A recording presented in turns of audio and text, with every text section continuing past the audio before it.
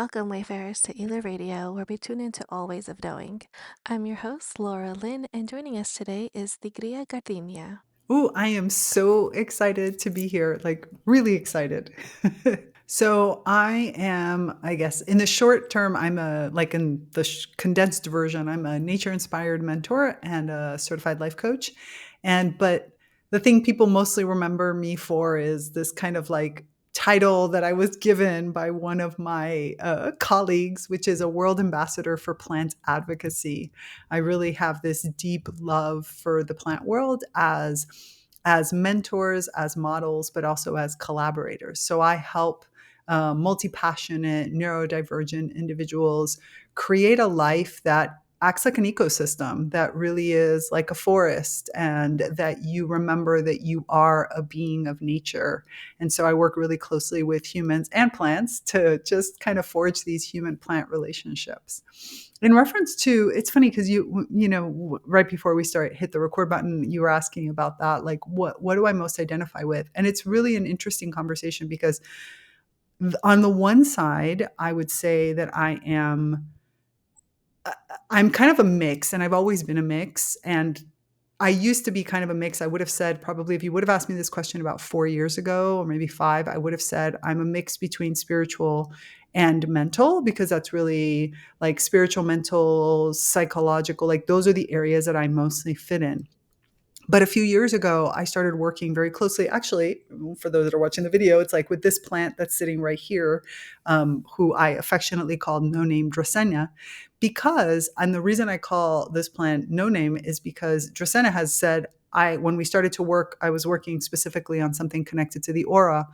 Dracaena said to me, I don't speak. Like, I don't want to speak. I want you to feel and get back into your body. And so therefore, I'm not going to give you a name, because a name encourages you to like talk and journal and think. I have other plants that I've worked with, especially my old business partner, Spider Plant, who was very much about like, let me write and like, let me speak to you, quote unquote, more that mental process with a spiritual twinge. And instead, this plant for the last few years has really focused, and probably we started working together about 4 years ago, of no, you got to get back into your body. And now I would say that it's probably really a mix of all three. I've always been kind of right brain, left brain, creative, spiritual, connected with very analytical and mental. It's one of those traits that has always been recognized of me. But the body I was missing. And now, thanks to this little one right here, I really do feel my way through a lot of things. So people, when they see me speak, or when I'm doing, for example, any kind of classes or reading, you'll see that I move a lot. I move my arms. It's the way that I process information. I process it through the body, and then it goes to all those other parts. That was a very long answer, but hopefully it made sense. Would you say that you may have always been in tune with your body, but it was like because of conditioning, and so it was like the unlearning of it that brought you back to your body? Or is it just part of life to go through these different parts? No, for mine, it definitely comes from the fact that I have body dysmorphia. So that has from the moment I finally got diagnosed, which unfortunately was probably like I think I was around 30 when I was diagnosed, which for me was a blessing, because it put a description onto something that was very hard for me to understand. Because of course, when it comes to body stuff, I think society has a lot of different reasons. I grew up heavy. I was quite heavy when I was younger. I still see myself, which is part of the body dysmorphia, as heavy. I very much focus on certain parts of my body. And I was this weird kind of, again, mix, because when I was younger, I actually danced for like 9 years. I did every kind of dance. I did Spanish dance and ballet and jazz and modern. I really loved to express myself through my body. But I was not your typical body for a dancer. I was, always heavy set. I'm big boned to begin with. And so I had this extra weight. And this led to, and I'm a Taurus, so I love food. So it's like there was this interesting challenge where it's still hard for me today when I go and I look through pictures of when I was a kid to understand, was I actually heavy? Because to give you an example, I was in Weight Watchers at 11 years old. Mind you, luckily, the person who ran the Weight Watchers where I was actually really wonderful and like very much not body shaming or fat shaming or anything. It was very much built on learning how to eat. But I still remember that my first goal weight was 89 pounds. Like that was my first goal that I never hit, because I was already over 100. And so that gives you an understanding that already from 11 years old, I had a concept of being overweight, which I know happens around that time frame. But and when I go back and I look at pictures, it's really hard to understand what that looks like. So I think over time, that piece combined with the fact that I am very expressive, like I'm Cuban, so I gesticulate. I use my arms a lot to express myself. I had a my ex-husband used to, when we were arguing, he used to hold my arms down to shut me up, like, type of thing. So of course, when you're young and you're, very expressive, you get labeled as too much and all those types of things. So I think the combination of like being too much and the body dysmorphia, which comes from weight and the things I was doing, my body doesn't react. Like I played sports, I, danced, my body wasn't slim and slender and all these types of things. And I don't know why, in a context where I always just felt bigger than everybody else, over time, I started to focus on my intellect. And so, things, even now as an adult woman, I still struggle with things like, what does sexiness mean? What does femininity mean? Because I moved everything into the mental capacities. And then over time, luckily opened up the spiritual capacities and all these different pieces. But I really moved everything there because I could not trust my eyes to my body, to my person, to my intensity or my way of expressing myself.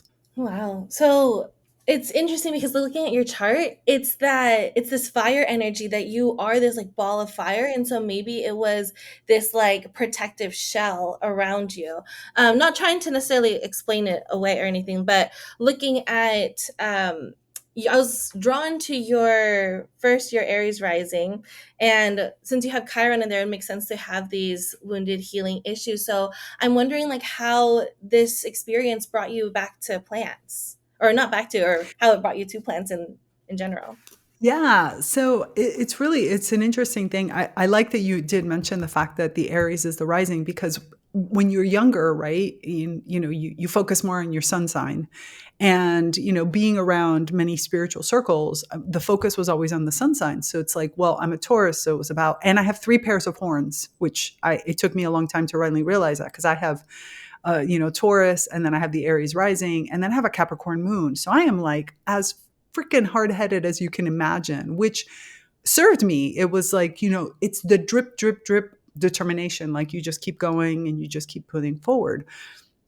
But I didn't know how to embrace the Aries at all. Like, because again, all of that, like you said, the body, and I'm very connected. So I'm also a Kabbalist.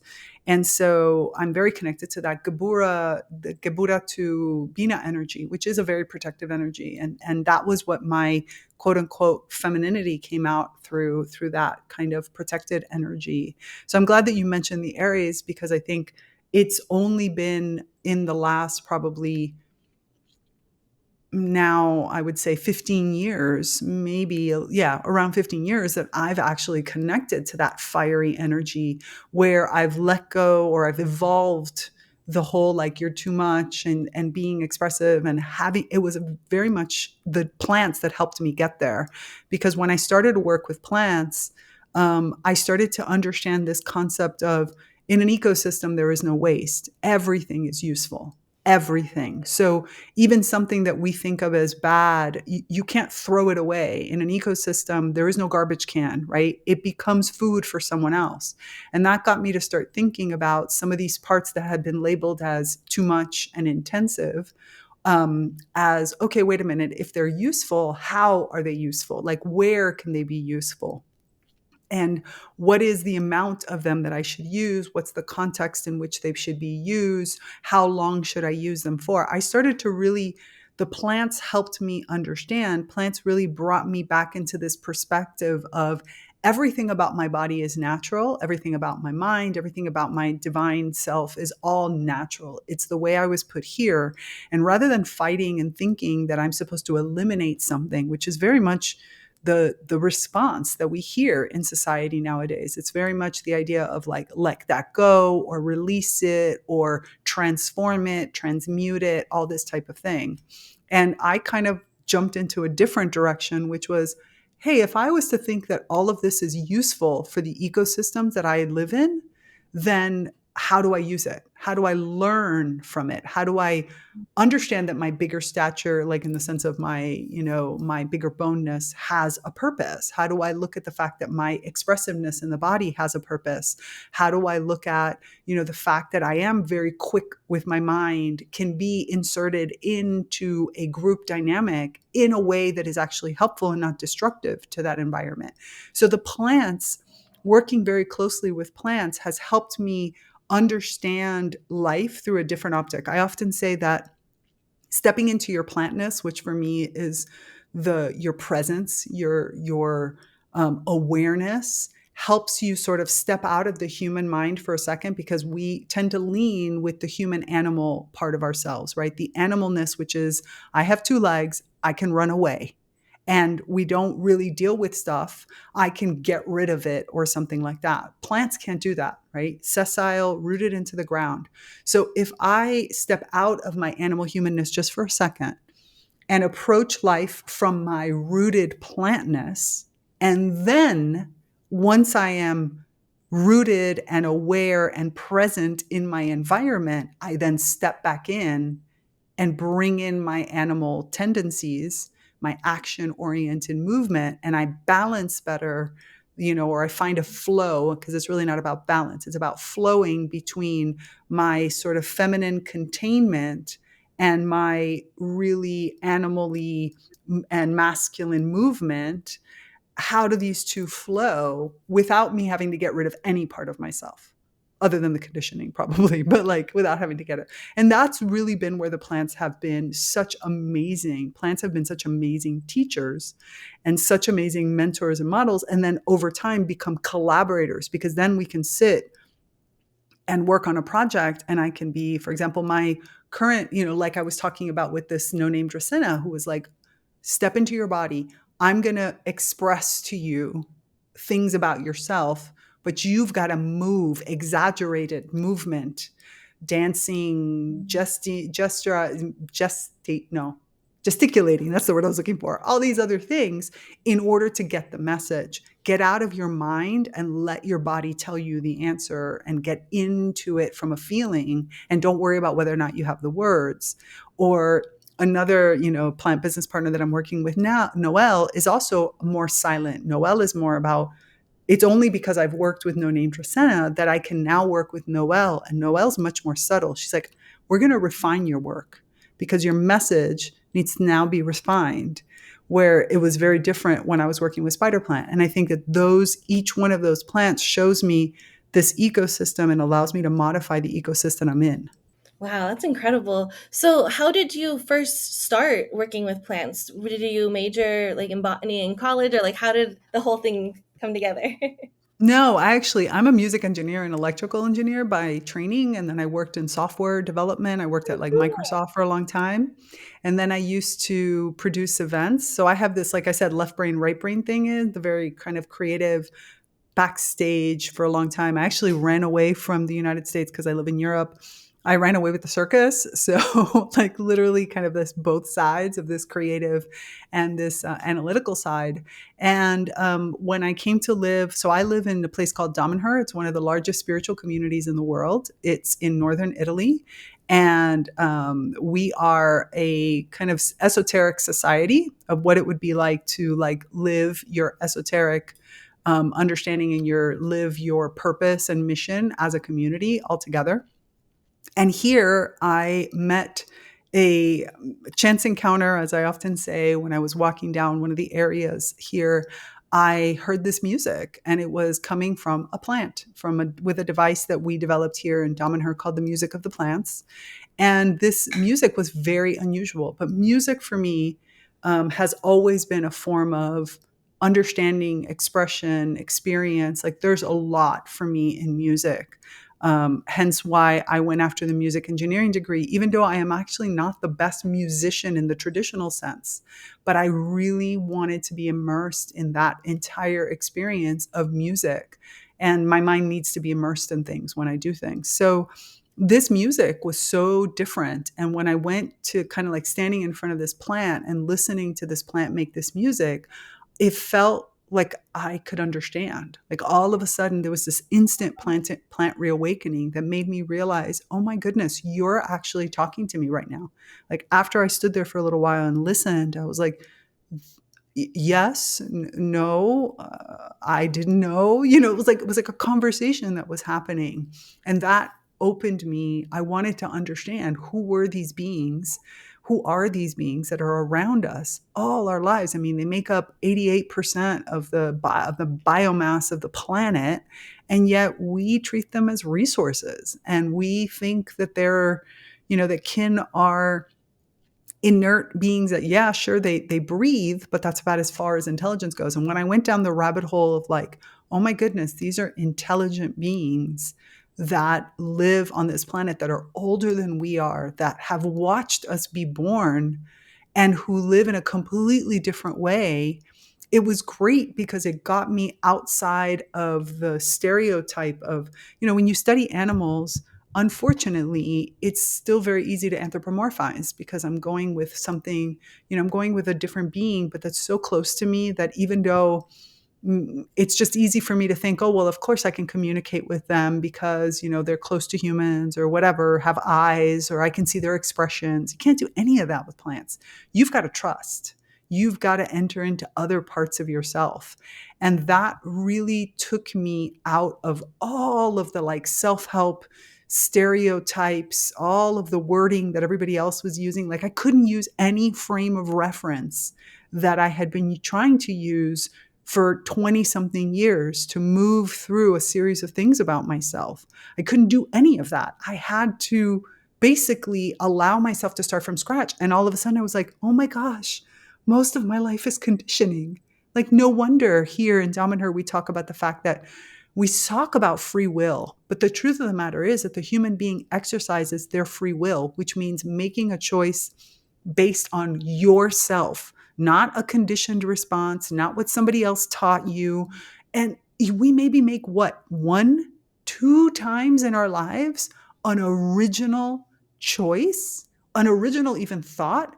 Everything is derivative. And that's not necessarily bad, but we have to recognize it. And that just took me off onto so many different directions. It completely changed the direction of my life. So no, I do not have a botany degree, but I do have a master's in vegetal future, which is plants, social innovation, and design. So I did get some education relating to plants. No,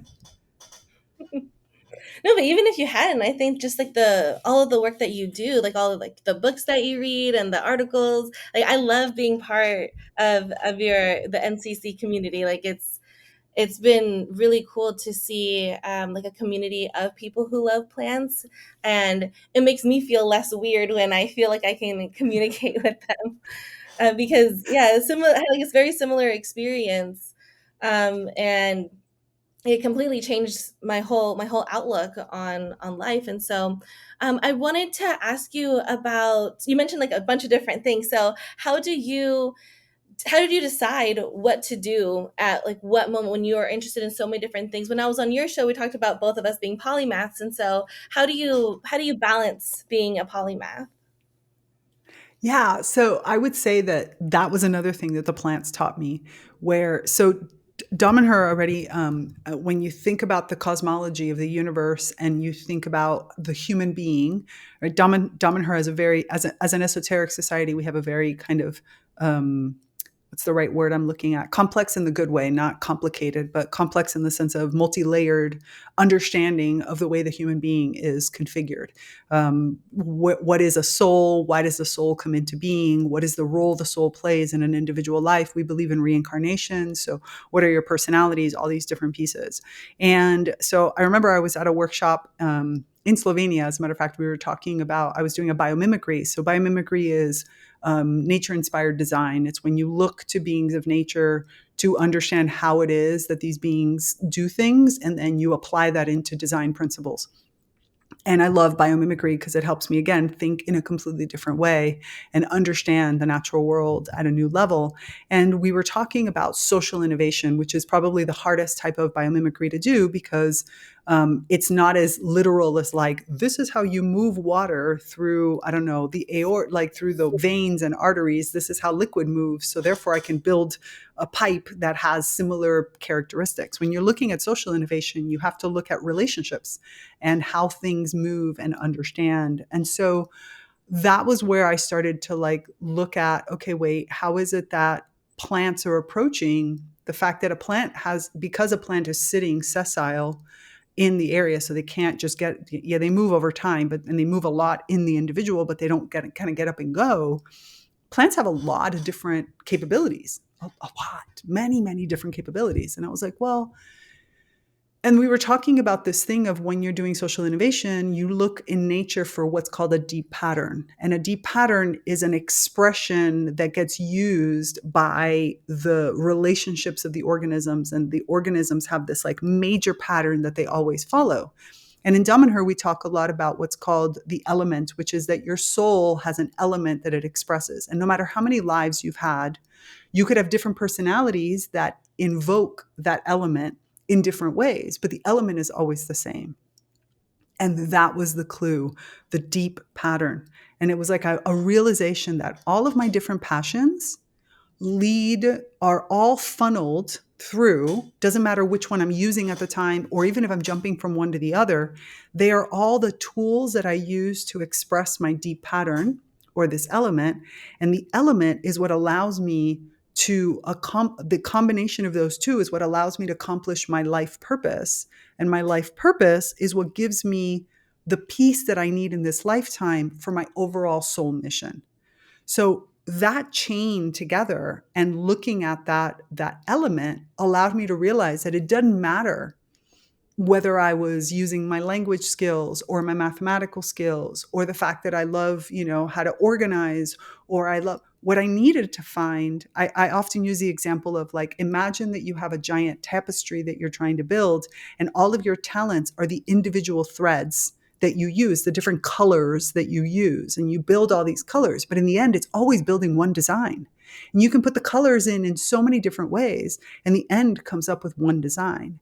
And I had to understand my one design. What was my element? What was the thing that when I was playing softball or when I was dancing or when I was with Cirque du Soleil or when I was working at Microsoft or when I was, producing my own events, what is the thing that I was always expressing throughout all these different talents that I was using?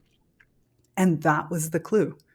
All of a sudden, I realized I didn't have to worry about which talent. Even within the same day, I switch probably every 15 minutes because I'm always focused or I'm always realizing or I'm confident in myself that I'm expressing that pattern, which for me is very much connected to bridging things. Like I'm taking things from one place to another. I'm doing so.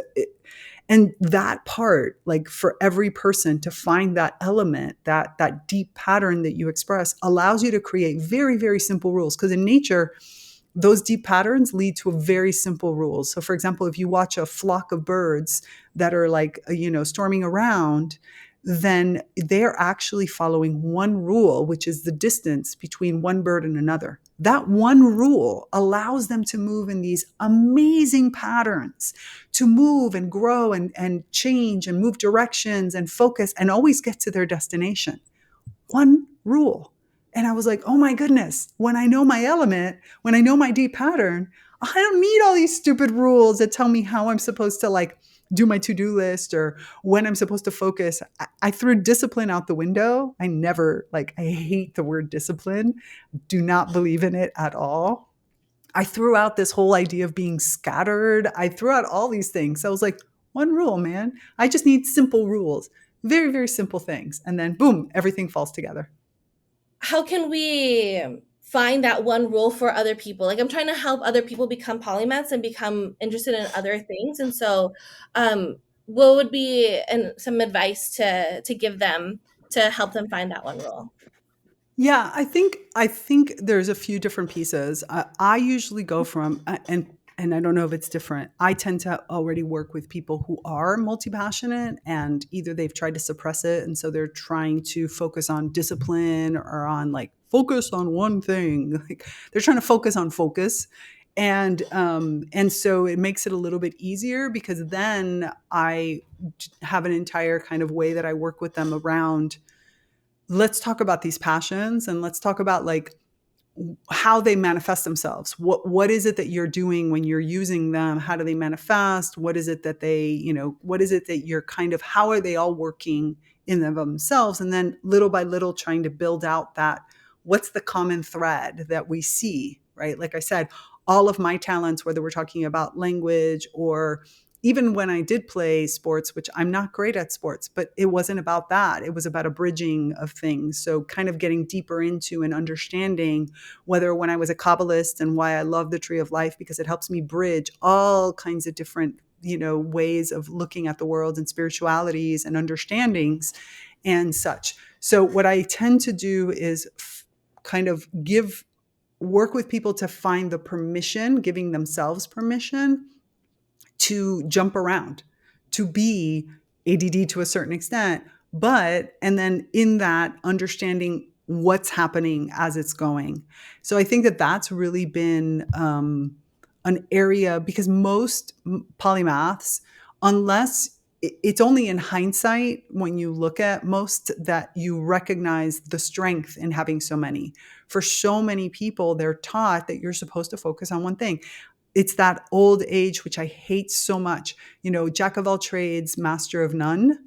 Screw you. Jack of all trades, master of all. Because the mastery is not of the tool itself. I don't have to be an excellent singer or piano player or anything to have been somebody who deeply has learned from music and experienced music in so many different ways.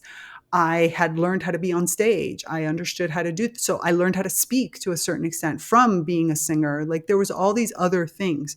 So I think it's mostly about working with a person to give them permission to express themselves. And also, I would say that some of the techniques that are important is I went through a period of time, for example, where I spent a period of time where I was trying to understand my cycles and how it was that my body cycled naturally. So I had the benefit that I wasn't working at an external company. I could set my own work hours and such.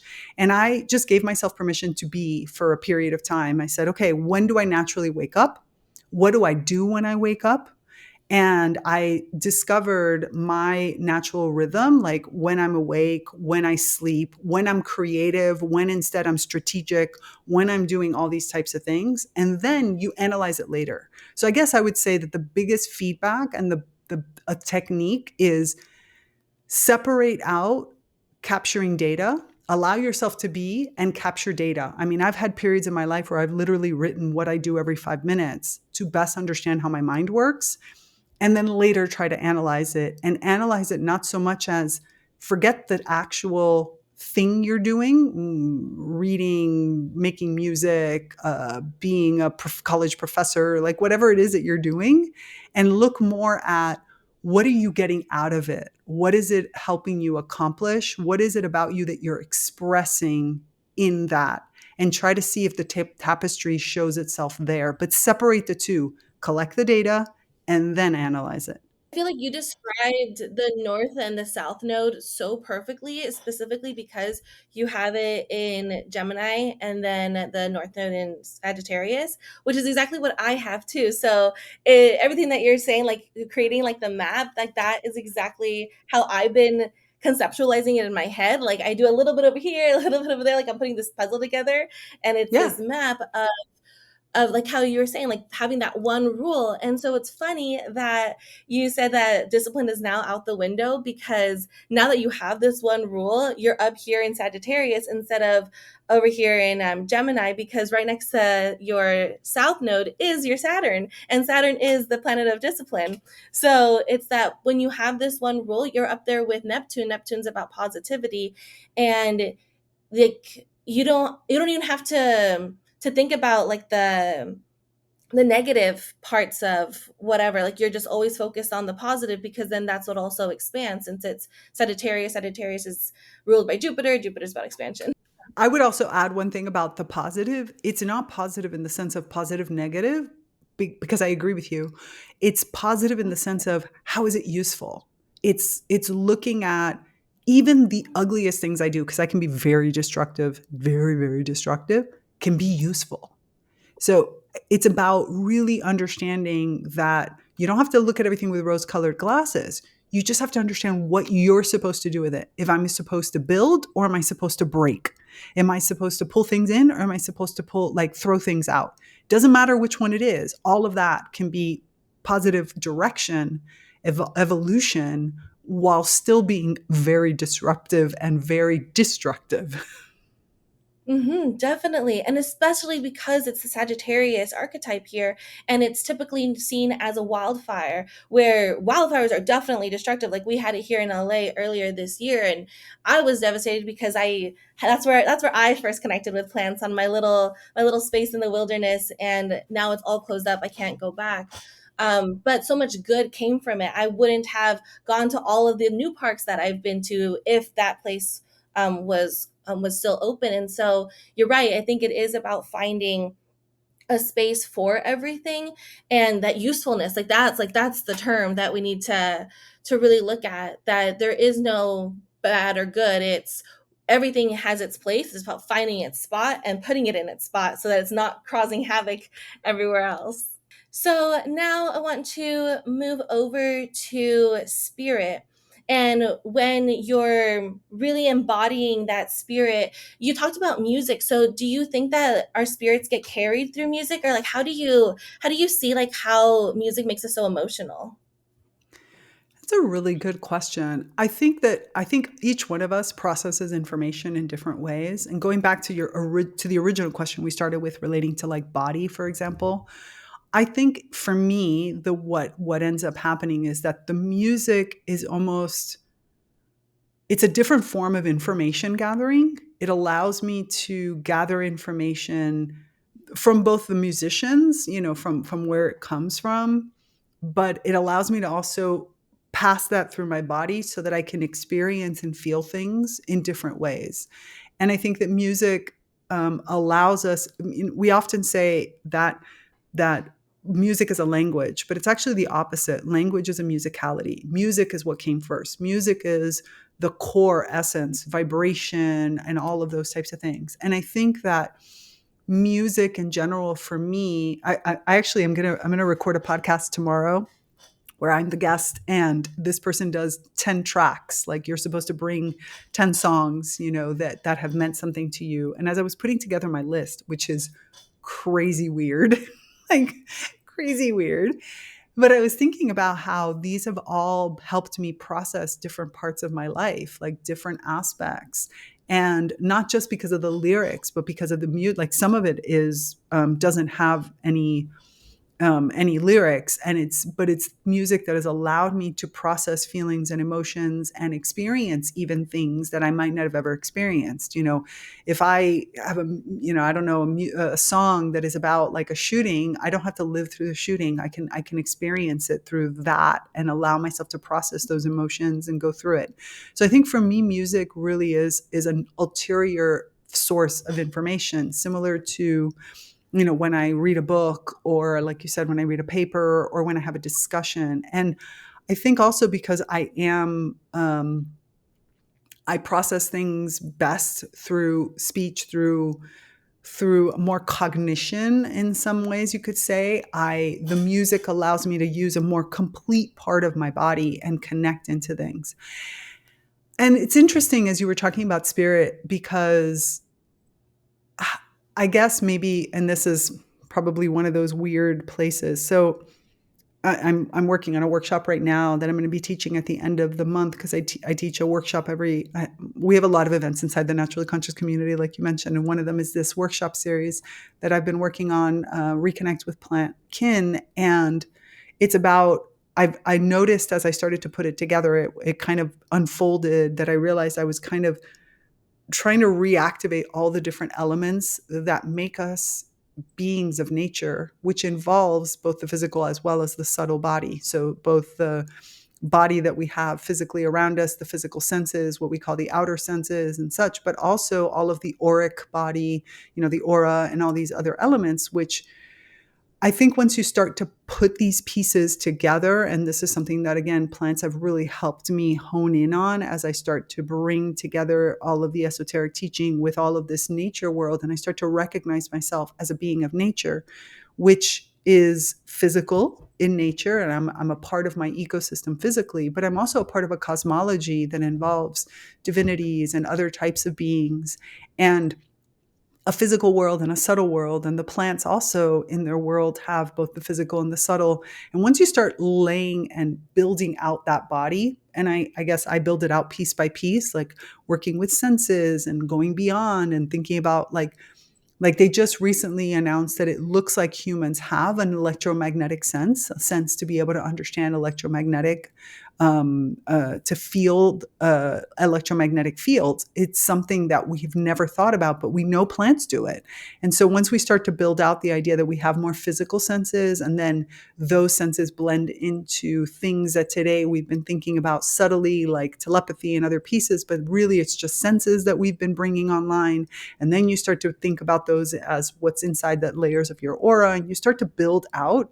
You start to realize that, similar to the whole idea of hot and cold, that it's a spectrum, and you don't really know when hot starts and when cold, where hot and cold kind of the boundary is, because it just flows into one. You realize everything is like that. And I think it's hard for me nowadays to distinguish. And I think music, probably at a younger age especially, has allowed me to traverse through that spectrum in a way without having to conceptualize it. Because another thing that I really like about working with plants, for a person who's very mental, and I do speak well about a lot of topics, but only because I lived it on the non-spoken side for so long. Like, I'm talking to you about, the things that I learned from this plant, from No Name Dracena, but it's because it's 4 years that we've been working on this. Like, it's not a thing that I just experienced it once and now all of a sudden I'm versed in it. I couldn't speak about any of it for 3 of those years. It's only been in the last year that I can put words around it. And I think music does that for me. It allows me to go through and use emotion and different senses and the body and the connections and the chakra Adonaiba and like who I am as a astrological being, as a human design. Like, it just helps me not have to feel like I have to use one system while I'm in the bubble of whatever that song is passing me through. And then later I can bring it into whatever I'm supposed to bring it into, again, using that element. So since I'm a bridge, I can map it from what I feel. I mean, for anybody who's watching the video, you see, like, I'm moving continuously as I'm trying to get this, because it's the only way I can grab it from the side of its amorphous, multi-sense, auric, subtle body continuum and pull it into the world of form deeper so that I can use words to express it. And that is part of the way that I bridge across culture, across languages, across all those different pieces, to bring it into a form that hopefully is understandable to whomever is listening. Because that's really the essence of what I do. I take something from whatever form it's coming in and I pull it to a form that the person that I have to take it to, whether that's I was building software, or whether I'm, creating a workshop, or whether I'm, again, producing an event, what is the form that it can be consumed in? And music has always helped me process through that in a different way. It's so interesting because it seems like you're using music as the boxes to be able to have structure and discipline in your life. And so, interestingly, that Saturn that we were just talking about is in Cancer, and Cancer is ruled by the crab. The crab can be on land and in the water. So it's like that bridge that you're talking about, like going back and forth between these two spaces. And you also have Mars here. And so Mars is about like the action, the drive. I know it's not necessarily related to language, but I really wanted to ask the question of when you feel like the pull to do something, um, and you feel like the knowledge within. Would you describe that as intuition, or what would you describe that as? Because I think that that's like where I'm at, where I have all of this knowledge inside, but I don't have the words to be able to express it. So is it something that just came naturally to you, or like how did can you talk more about that experience? Yeah, so I would say that it's interesting. I use intuition to a certain extent. This is going to sound weird. I'm only now processing it. Only recent, actually, after we spoke, I started to process. I realized that I use the word intuition very similar to what other people also use as something like telepathy or all these other kind of like senses of sorts, which is, to me, intuition is the thing that I'm not exactly sure where it's coming from, but I know it's coming, right? And I know that it's coming into me. What has happened, which is really interesting, is that as I've been building out this whole subtle body and physical body that I was talking about, right? I realize, and this is again going back to plants, like plants as sensor. When we think about sensors, plants are very refined sensors. They sense so many different things because, again, being sessile, you have to. So when you start to look at your entire body as multiple sensors, of which most of the time we are completely disconnected from that sensor. So, I mean, really, how many of us know what's in the layers of our aura? Or how many of us actually can feel through any of the external or internal senses that we kind of know intellectually that we have, but we don't really know what that means? Or who really feels through their chakras? Because most of us have not taken the time to really refine that. There are people, thank you for being those people, but you haven't taken the time. So you don't actually know what sensor it is that it's coming from. I mean, I'm connected to a divinity that I work with very closely. I am also connected to multiple plants. I have, there's a lot of the ones that could be sharing the information, and there's also lots of ways for me to pick up from the morphic field, right? For me to be able to step into the greater cosmology, to all the other beings that exist on this planet. And so I find that my intuition becomes more refined as an overall concept because I am actively working on connecting myself to all of these to myself as sensor, to myself, to all these different people. And when I can name it, which is very rare still, but there are times when you're like, oh, that's coming from my sense of gravity or whatever it's coming from, then it becomes that thing. But when I can't, then it is my intuition. And so I find intuition is the blending together of a sensor and my ability within my body, which is, I think, why that whole movement thing became really important, because you can't always process it with words and knowledge, especially when you haven't identified what it is. But now at least I can use my body to process it without having to understand it.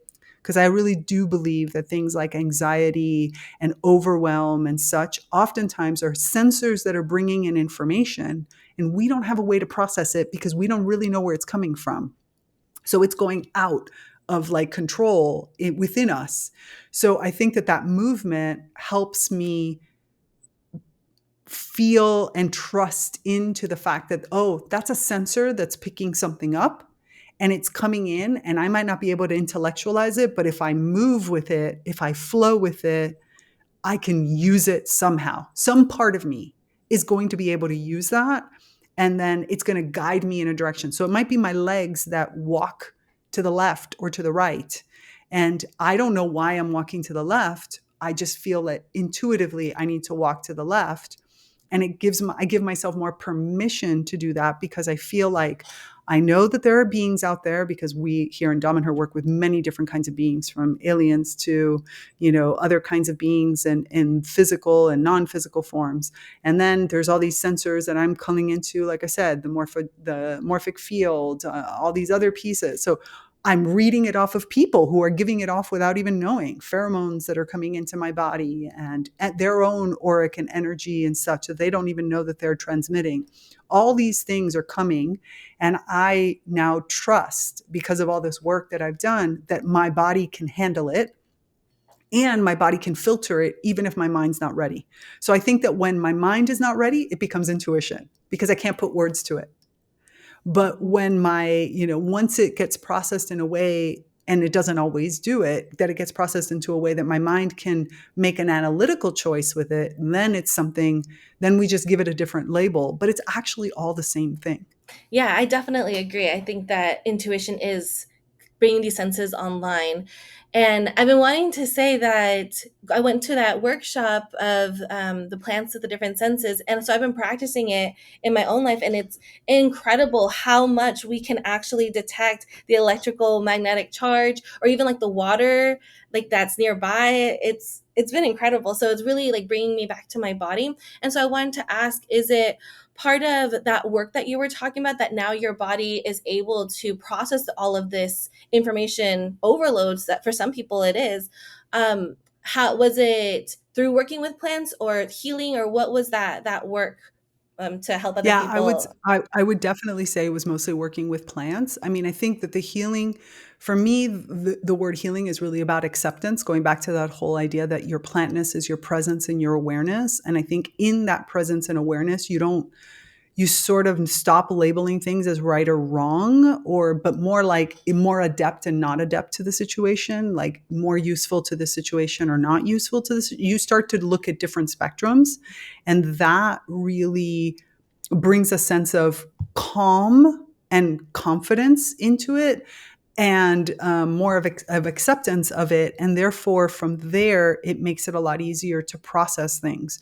So I think overwhelm, for example, I'll give a really silly example, but like I have moments when I walk into something and I cannot tell you why, but I am leaving. Like I arrive and I'm there for 5 minutes and then I like say hello and then I leave.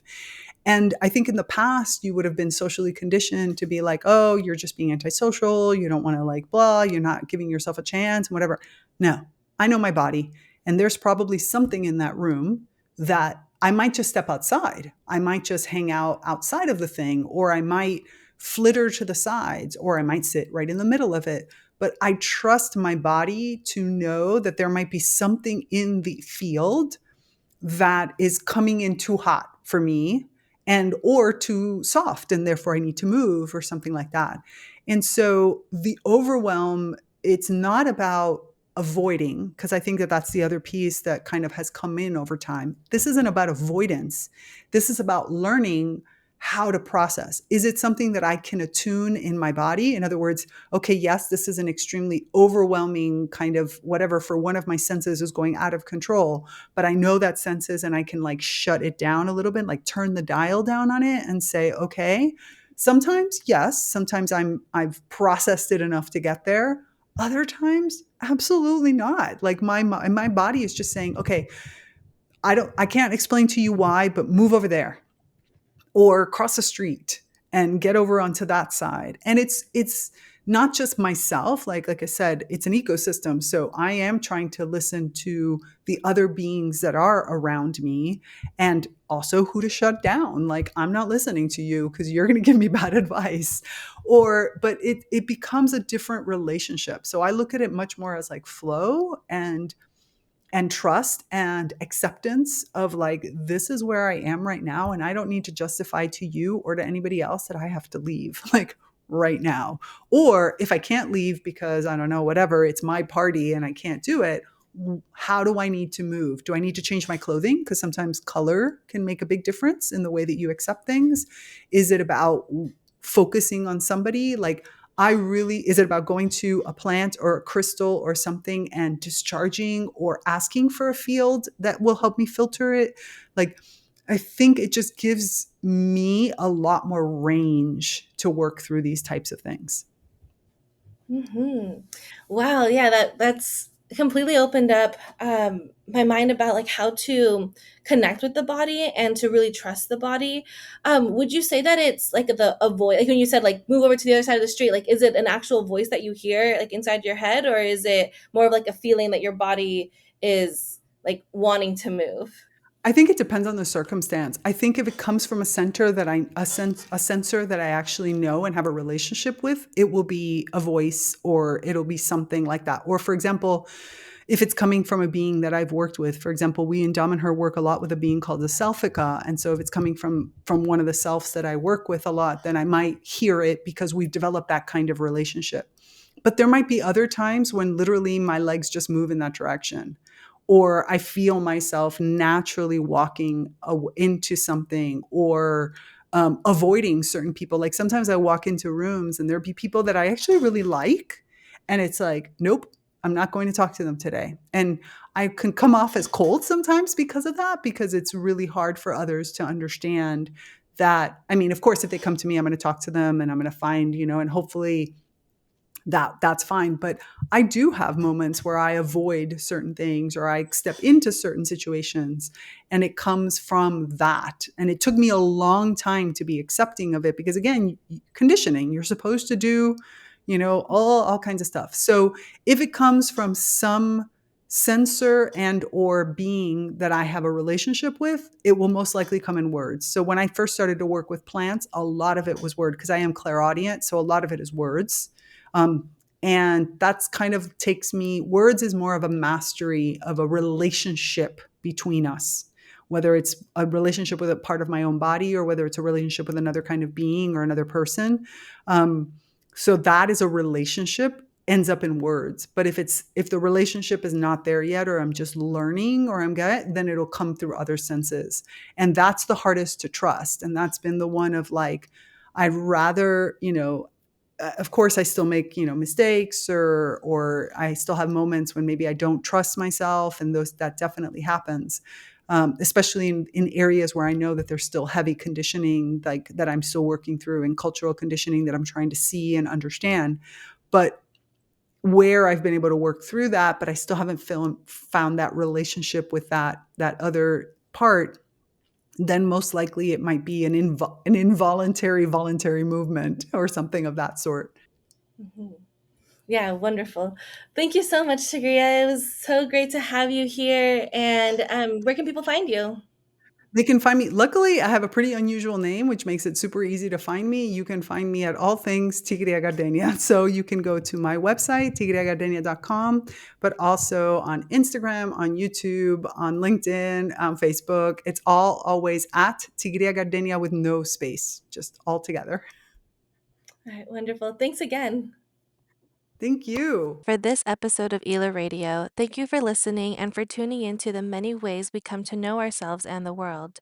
If something in this conversation sparked insight or reminded you of your own path, I invite you to keep exploring it, journal about it, talk to a friend, read a book, follow some social media accounts, or just notice what the universe is whispering next. I'd also love to hear what came up for you. I'd also love to hear what came up for you. Share your thoughts in the comments, tag me on social media, or send a message. Your story might spark someone else's learning too. If you enjoyed this episode, please be sure to subscribe, leave a review, or share it with someone who's questioning what learning could be. And remember, you don't have to choose between your intellect and your intuition. You were born to use both. And actually, there's 14 other ones that you were also born to use. And that actually goes for a lot of things. You don't have to choose one or the other. There's always a bunch of different options. So until next time, I'm Laura Alyn, and this is ILA Radio, where we tune into all ways of knowing. Thanks so much for being here. See you next week. Bye.